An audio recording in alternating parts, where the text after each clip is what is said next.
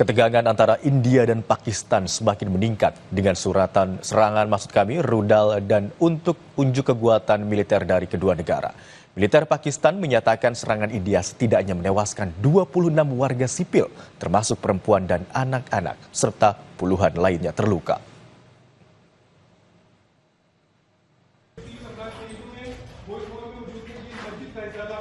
Pada jam-jam sunyi sebelum fajar, Rabu 7 Mei lalu, kota Muridke di Provinsi Punjab, Pakistan menjadi sasaran serangan rudal India. India menyatakan serangan itu merupakan balasan atas pembantaian mematikan terhadap wisatawan India di Kashmir bulan lalu. Menurut India, pembantaian dilakukan oleh Lashkar-e-Taiba dan Jaish-e-Mohammed yang berbasis di Pakistan. India mengklaim serangan difokuskan pada lokasi-lokasi yang terhubung dengan dua kelompok itu. Secara keseluruhan, India menyatakan telah menyerang 24 target, termasuk lokasi-lokasi yang diduga digunakan untuk merencanakan serangan, salah satunya pembantaian 26 turis India pada bulan April lalu. We've now seen overnight the striking of, I believe, 24 different targets in Pakistan and Pakistan-administered Kashmir that the Indian government says are affiliated with a series of what it considers terrorist groups. So the Lashkar-e-Taiba, the Jaish-e-Mohammed, the Hezbollah Mujahideen. And these are groups that, in the UK are prescribed. The UN has them on watch lists, and they've been responsible for a number of very high-profile attacks, most notably the 2008 attacks in Mumbai. Di Muridke, puing-puing rudal berserakan di berbagai sudut area saat para petugas mencoba mengumpulkan sisa-sisa dari serangan. Salah satu rudal India juga merusak sebuah masjid di dekat bekas kompleks Lashkar-e-Taiba dan menewaskan 13 orang.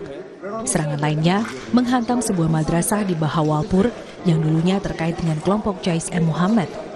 Militer Pakistan menyatakan setidaknya 26 warga sipil tewas dalam serangan-serangan itu, termasuk perempuan dan anak-anak, dengan puluhan lainnya mengalami luka-luka.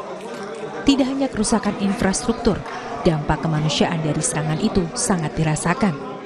Prosesi pemakaman telah dimulai untuk beberapa korban tewas, termasuk mereka yang menjadi korban di madrasah yang menjadi target di Muridke. Di India, latihan siaga serangan udara juga semakin ditingkatkan. Pihak berwenang bersiap menghadapi kemungkinan eskalasi lebih lanjut.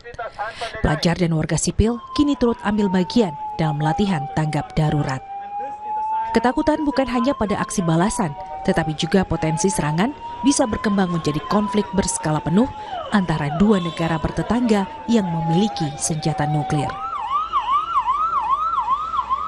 India menamai operasinya Sindur, merujuk pada bubuk merah yang dikenakan oleh perempuan Hindu yang telah menikah sebagai simbol mengenang para janda dari pembunuhan massal di Kashmir bulan lalu. India terus melatih tim tanggap darurat, mempersiapkan satuan pertahanan sipil, dan memperkuat kesiapsiagaannya di berbagai kota, dari New Delhi hingga Hyderabad. The submarine fleet turning to the Navy is in a dire situation.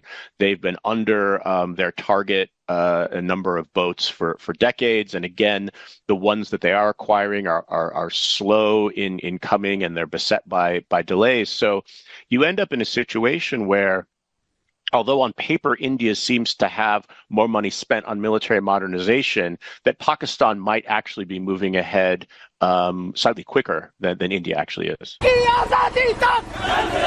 Di Karachi, Pakistan, para demonstran mengecam serangan India.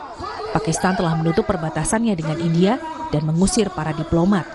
Pemerintah Pakistan menuduh India membunuh warga sipil dengan dalih yang tidak berdasar. Serangan India dan korban sipil yang berjatuhan menimbulkan eskalasi terburuk di kawasan itu sejak tahun 2019. Dunia kini menyaksikan dengan penuh kewaspadaan, menunggu langkah selanjutnya yang akan diambil Pakistan. Usai jeda, Cerita Nusantara akan ajak Anda ke Pekanbaru Riau. Kami akan ajak Anda jalan-jalan ke destinasi wisata baru di kota Pekanbaru Riau. Namanya Wisata Pulau Semut yang asri dan sejuk. Biayanya pun ramah di kantong, hanya Rp5.000 per orang.